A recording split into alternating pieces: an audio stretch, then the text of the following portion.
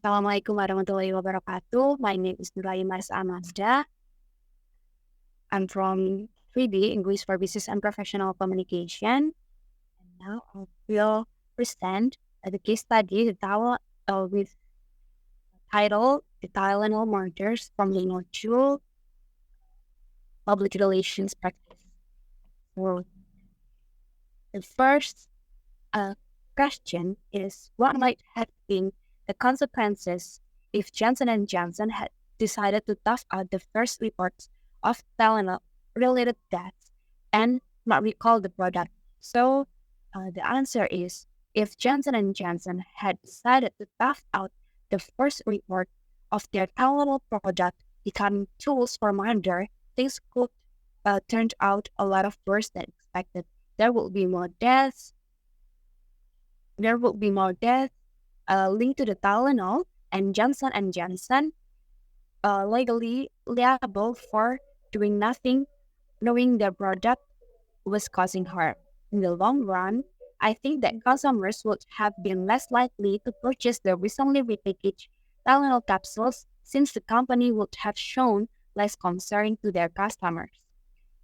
It would have been harmful to the business, but fortunately, the PR department's attempt to assist people and recall the medication in Chicago, the scene of the crisis, demonstrated their concern for their customers and the public, which is a crucial component of public relations.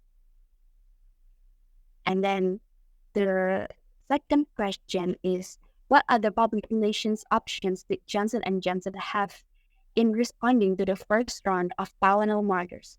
So, since it was a time-sensitive subject, Johnson & Johnson had a few choices to examine. I think Johnson & Johnson chose an ethical way to mediate the dispute.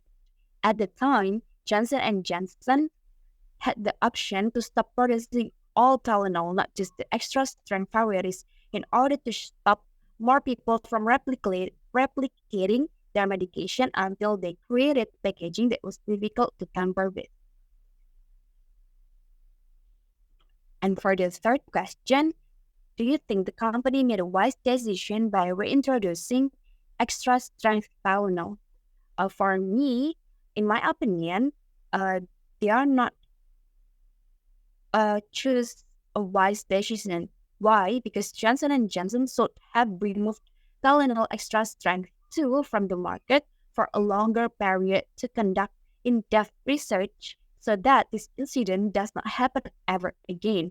But in reality, the research carried out was only briefly changing the old packaging with the triple safety sealed packaging, which was still not enough, resulting in the second round of the tragedy. For the fourth question, in light of the response of other companies not to move precipitously when faced with a crisis, do you think Johnson & Johnson should have acted so quickly to remove the Tylenol product when the second round of Tylenol murders occurred in 1989? In my opinion, Johnson & Johnson already acted quickly by removing all the Tylenol products from the market. It was the best decision Johnson & Johnson could make in this in the same nightmare for the company and their PR. For the fifth question is, what specific lesson can be derived from the way in which Johnson & Johnson handled the public relations aspects of these tragedies? So we may conclude that having a PR team with great crisis management can benefit the company itself in the long run. Crisis management is essential for all businesses to prevent a PR disaster or a business failure brought on by unanticipated circumstances. Johnson & Johnson was able to overcome their Tylenol murder tragedy through their understanding, honesty, and transparency to the public. Companies need to be fully aware of their circumstances, and even if profit margins shrink, corporate integrity must be emphasized and maintained. The sixth question is, what was the media environment when the Tylenol crisis occurred? how might the results have diverted if the crisis occurred today? However, today's technology is so advanced and sophisticated that you may get information within seconds in your just by tapping with your finger.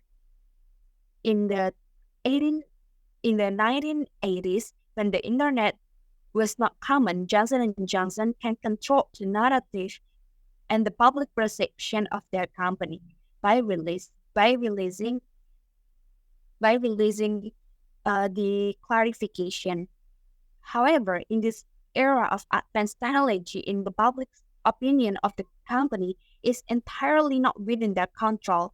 If the crisis occurred now, the public would have had access to the company information, open the documents, and other people's opinions, all of which could have had impact on the result of how the company overcome the crisis.